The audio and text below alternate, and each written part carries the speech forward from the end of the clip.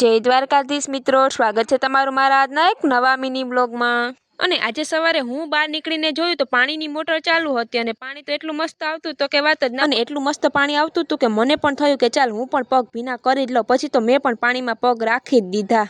અને ઘરે આવીને મને તો ભૂખ લાગી ગઈ એટલે મેં તો જામફળનો નાસ્તો કરી લીધો અને સાથે સાથે રસ પણ પી જ લીધો। અને આજે તો ઘરે દીદી આવ્યા હતા એટલે મજા જ પડી ગઈ અને આટલા બધા જામફળ પણ લઈ આવ્યા હતા।